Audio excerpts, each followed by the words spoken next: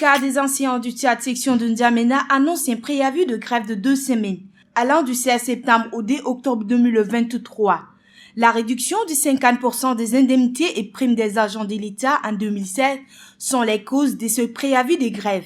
En janvier 2020, un protocole d'accord signé entre le gouvernement et les syndicats dispose du rétablissement progressif de ces avantages. Cependant, lors d'un point de presse fin août, le secrétaire général du syndicat des enseignants du Tchad, section de N'Djamena, Bayana Laoukoura, constate que les termes du dit accord n'ont pas été respectés. La section provinciale du syndicat du Tchad a dénoncé la violation des engagements pris. Au plus tard, le 2 octobre, elles exigent le versement et le remboursement des frais de transport des OMI de 2016 à 2022, le versement des salaires suspendus de 2016 à 2023, le versement des arriérés des salaires de nouveaux intégrés du ministère de la Jeunesse et du Sport et des enseignants scientifiques.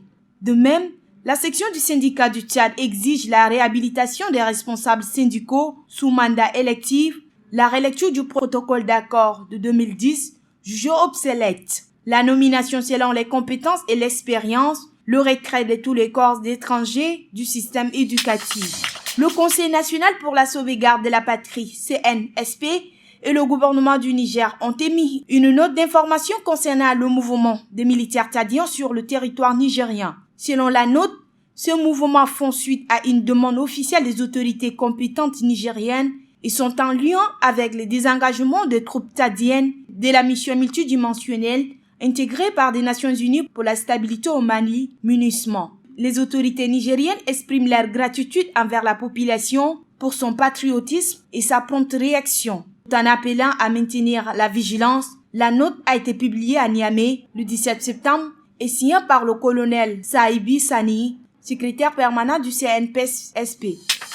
La 78e session ordinaire de l'Assemblée générale des Nations unies a été le cadre d'un événement de haut niveau axé sur la réponse humanitaire et le développement intégré. L'événement se déroule en marge du week-end d'action pour les objectifs du développement durable ODD et a vu la participation de Mahamat Saleh Anadif, ministre d'État, ministre des Affaires étrangères, des Tchadiens de l'étranger et de la coopération internationale.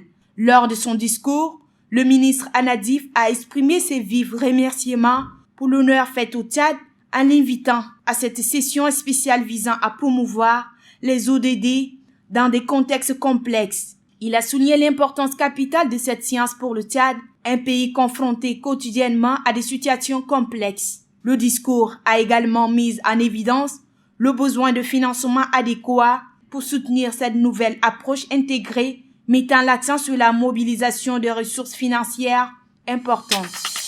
Moundou, capitale économique et deuxième ville du Tchad, connaît un grand problème en termes de routes aménagées.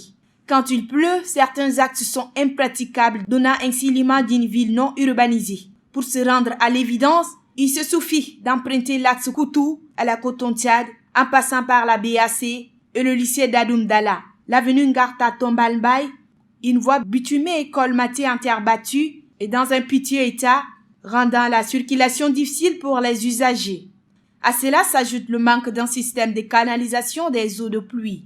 À cette période de pluie, la population de la ville de Moundou ne se fatigue pas de retrousser les manches et de plier les pantalons face aux eaux stagnantes. Des Nigériens sont de nouveau sortis devant une base militaire française à Niamey pour exiger le départ de l'armée. Ils sont des milliers de jeunes à exiger le départ de 1500 soldats français présents sur le sol. Alors que les relations entre la France et le Niger sont au point mort depuis le coup d'État du 26 juillet dernier, les gens disent toujours que nous, les Africains, nous sommes toujours les derniers au monde. Mais nous leur demandons de partir et ils le refusent. Les généraux au pouvoir à Niamey ont dénoncé plusieurs accords de coopération avec la France et exigent que Paris retire ses troupes. Le rapport des forces durcies entre les pays sahéliens et la France, qui est enferrée dans une posture de fermeté, cherche en vain une porte de sortie à la crise provoquée par les coups d'État militaires du 26 juillet au Niger. À noter que le 15 septembre dernier, le président français Emmanuel Macron a déclaré que l'ambassadeur de France à Niamey était pris en otage par la junte au pouvoir et qu'il ne s'alimentait plus que des rations militaires.